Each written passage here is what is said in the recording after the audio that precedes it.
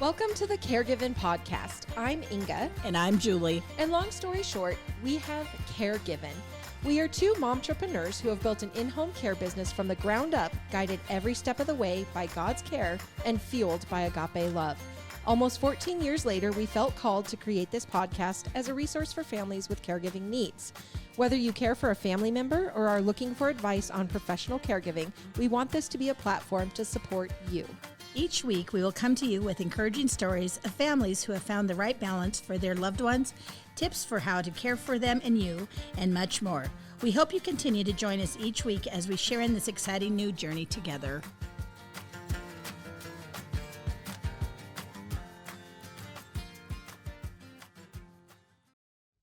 Hello, Sunshines, and hello, Julie. Well, hello, Inga. How are you today? I am well. I have a question for you. We decided that we have faces for radio, right? Yes.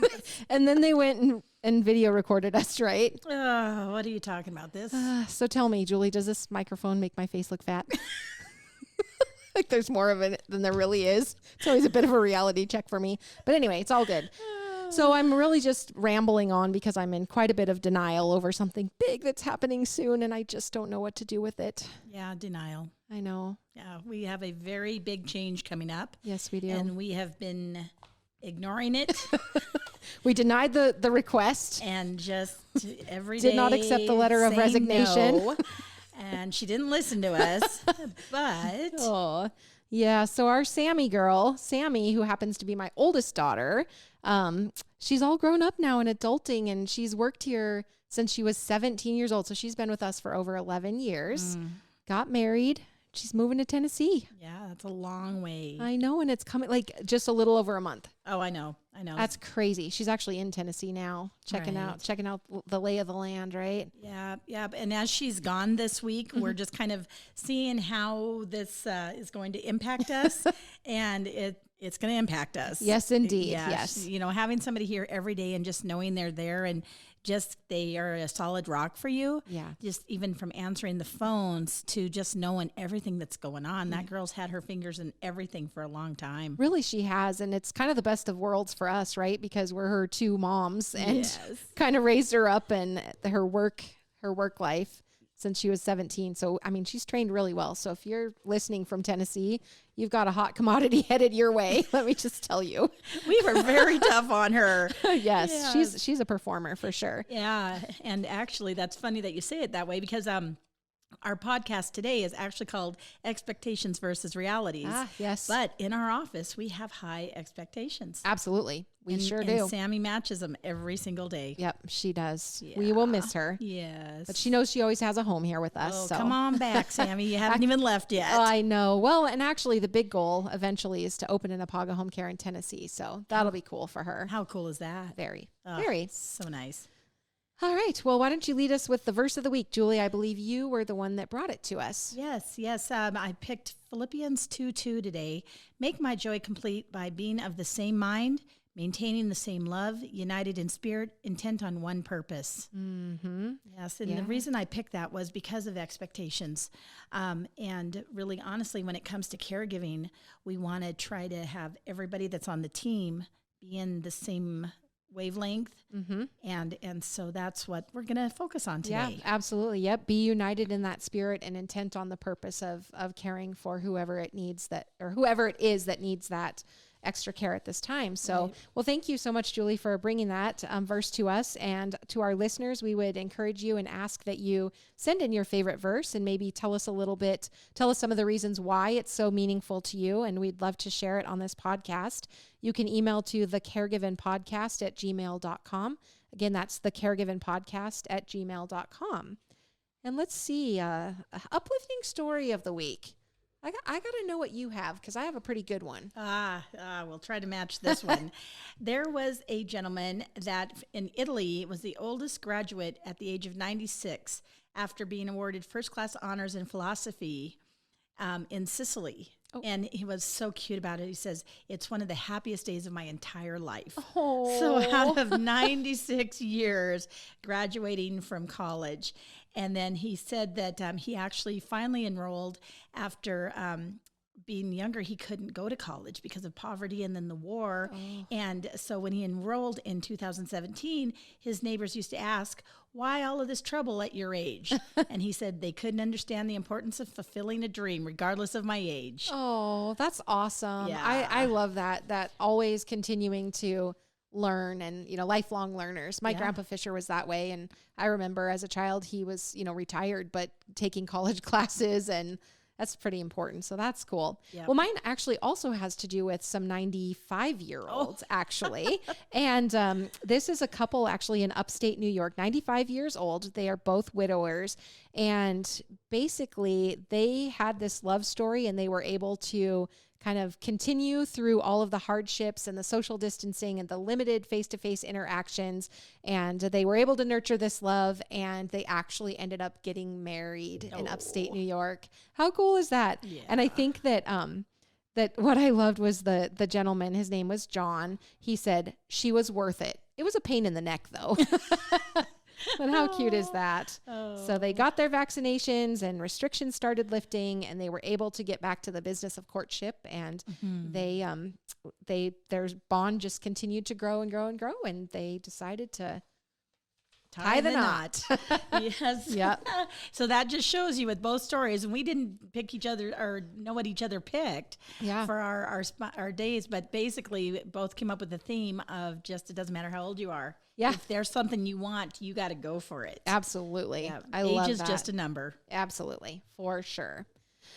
Okay. Well, today we wanted to talk to you guys a little bit about expectations versus reality. And I think, it's really important when you get into this caregiving realm to understand that, there are going to be some expectations that we have of ourselves, maybe of our caregivers, maybe of our family members.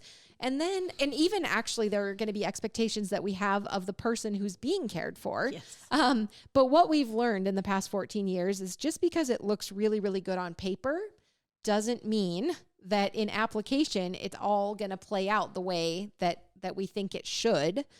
So it's really important to evaluate expectations and understand what they are. So an expectation, I think, is defined as something that is regarded as likely to happen, right? Mm-hmm. But when you're dealing with people in the capacity that we are, then you have to be able to understand the reality of the situation. So we think something is supposed to go a certain way, but the reality is reality actually is the state of things as they exist. So a lot of times, you have this big vision of how something is supposed to play out and this expectation of what's going to happen. And then reality hits, and you've got to be flexible and work within what you have to work with, figure out how to get through it, even though maybe it didn't turn out exactly like you thought it would. Oh my gosh, expectations every single day.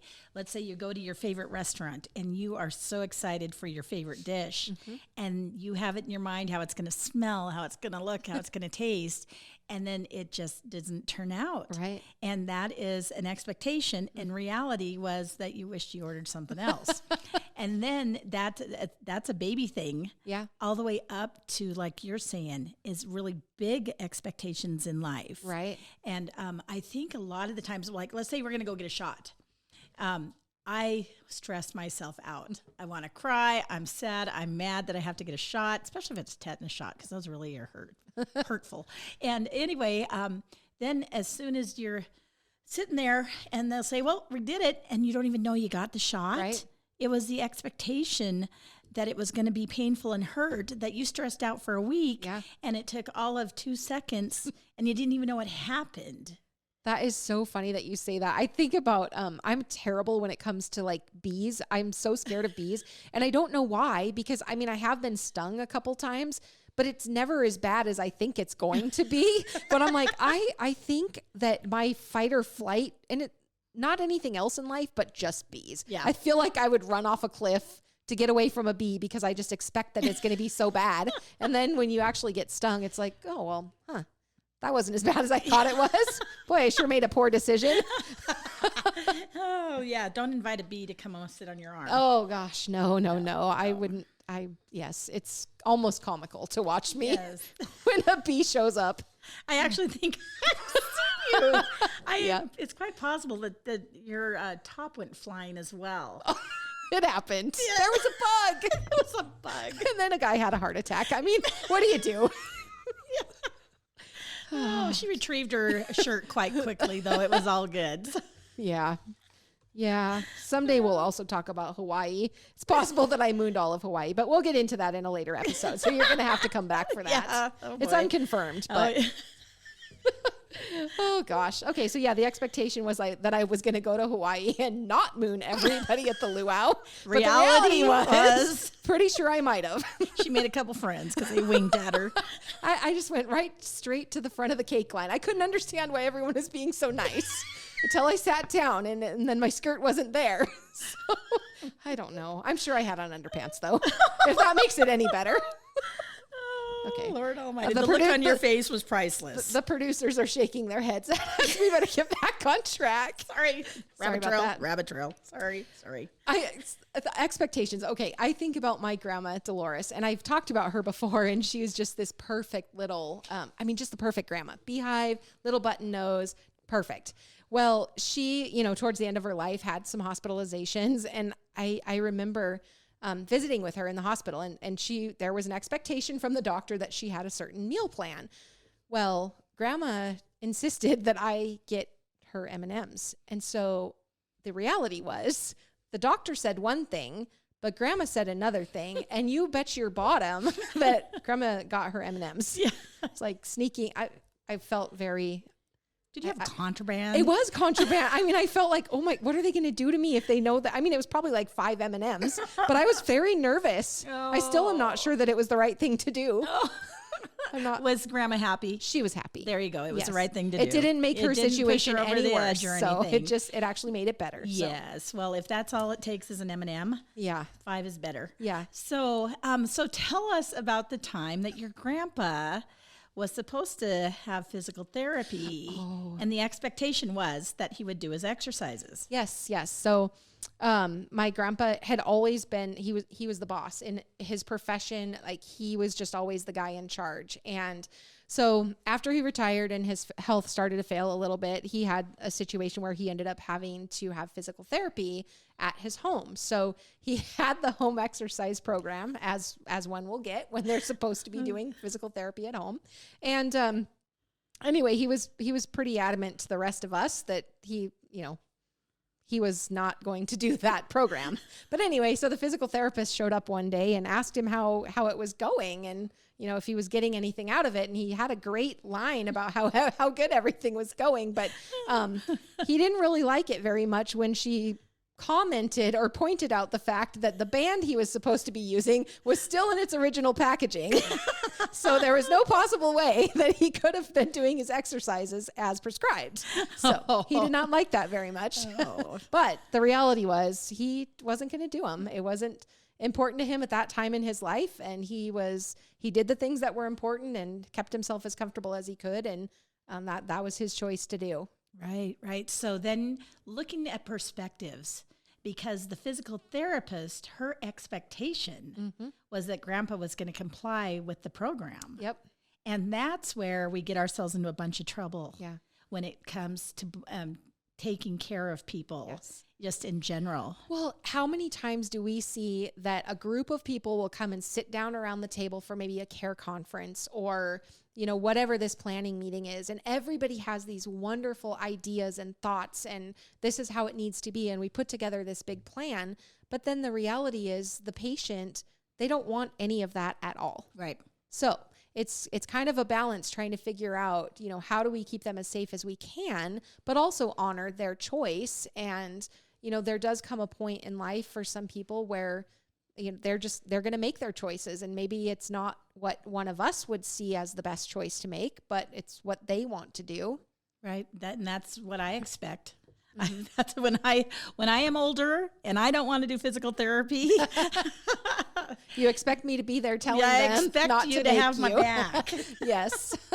Yeah, it's really, really true. And I mean, we see it in a lot of different scenarios. I think about like people with Alzheimer's or dementia. We've seen it before where a person will have like a favorite shirt and that's all they ever want to wear. And it drives the family absolutely crazy because they think, how can mom wear the same shirt over and over and over? And they have this expectation that when they come to see their mom, you know, every day she's going to be looking different and dressed how they think that she should and wearing the jewelry that they want her to. And the reality is she's only comfortable in that one shirt. That's what she wants to wear. That's what provides her the secure feeling. Right. So, you know, at night when she puts on her jammies, I'm sure the facility goes and or if it's at a home, the caregiver is getting in the washer and the dryer so that in the morning when that person gets up, they can wear their favorite shirt.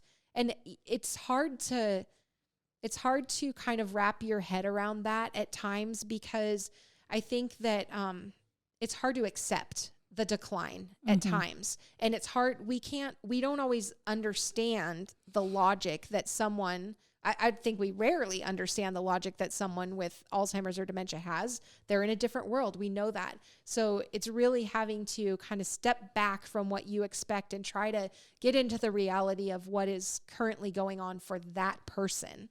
Right. Another scenario that we see quite often is structure. And expectations. Oh, yeah. Because you'll have a family that is very structured. At 8 a.m, this is what we do. And then at 9, we do this. At 10, we do this. And then they just all day long have that structure, that schedule in their mind. But what if this person is in the middle of whatever disease and 8, it just doesn't work for them? Yeah. Or they just, they don't want to get out of bed. It's an icky, rainy day. And just to snuggle for a little bit more, I guess what we have to realize with our expectations is we also have to pick our battles. Yep. Because the one biggest thing you've got to do is find out, is that a mountain that you're willing to die on? Right. And what are your expectations and how much flexibility are you going to allow? I think flexibility is huge and it's hard to do when you're in the middle of a situation that is out of your control, right? Because we always... when we can't control anything else, we look to the things that we can control. Right. But basically, flexibility is huge. And I think, I know like me personally, there's been so much growth over the last 14 years from where my expectations once were and just understanding that people can still meet my expectation, but they don't necessarily have to get there the same way that I would get there. So that has brought me so much peace in my. Are you talking about me? I know. I know. God, I really had to be real flexible with you, Julie. Changed my life. Inga's very, very good where she just goes simply from A to B. Ta-da! She's got this beautiful little package. And I might go from A to F to Z to B to, oh no, I made it to B. So, but I'm all over the place. And then we get to the same place. But it took me a while. And I took a few little side jaunts. Yeah. No, it's interesting though how everybody's brain works differently because we always end up at the same place. Right. It's just interesting how we get there. Right. Go in a different way. Now, when we talk about expectations, we are not asking people to lower their expectations and not expect anything out of anybody. Right. One of the most favorite things that you experienced that I just, it kills me every time I hear you talk about it is when you went to that packaging company to mail your package. Yeah. Yeah, this was great. So, my husband and I used to own a motorcycle repair shop, and he actually was the Montana Service Center for RG3 suspension. And so he had a suspension that needed to get shipped out. It was going to another town in Montana. He got it all packaged up for me, and I took it down to the store. And I won't say the name of the store, but anyway, took it to the shipping place.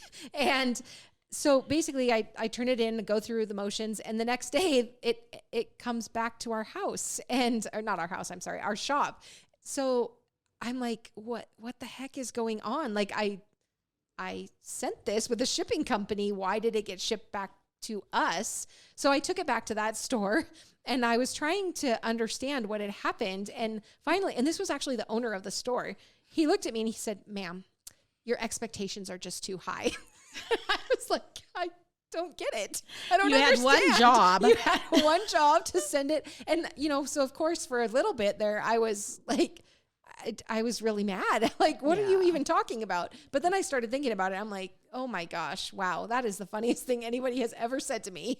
Yeah. I didn't know that expecting the package to get to the place that I shipped it to was too high of an Too high of an expectation. Yeah. But anyway, it makes for a good story. Yeah, no, it's very funny. And I do know that in terms of expectations, at Ipaga, we have high expectations.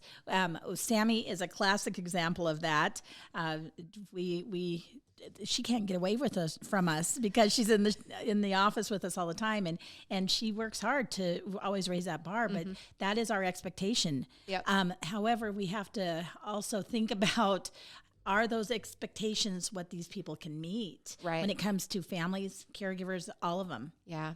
And so, well, and I've told tried to work with my girls as they've grown up and in difficult situations or in situations where maybe they think that, or they have an expectation from a situation that really can't be met. And so I try to just talk to them about, okay, you identify what is your expectation, and then you need to identify what's acceptable to you or what you're willing to live with. And I mean, that mostly that has been for like friendships or relationships. Like if you expect a person to be able to perform as a friend at this level and they're not able to meet that, then what can you accept and what are you willing to accept? And then, because basically if you have too high of an expectation from certain people and or situations, sometimes there's no way somebody can live up to that, and you're just setting everybody up for failure. Right.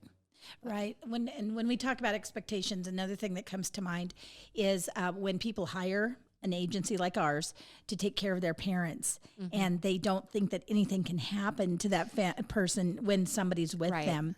And so we have to talk about that because it is one of those things that life happens. It makes me think of falls. Yes. How many times do we have, we're with people because they're a fall risk. And, when you hire one-to-one, you're trying to mitigate that, to a degree, but we always have to remind people that if someone is a fall risk, they are a fall risk. Right.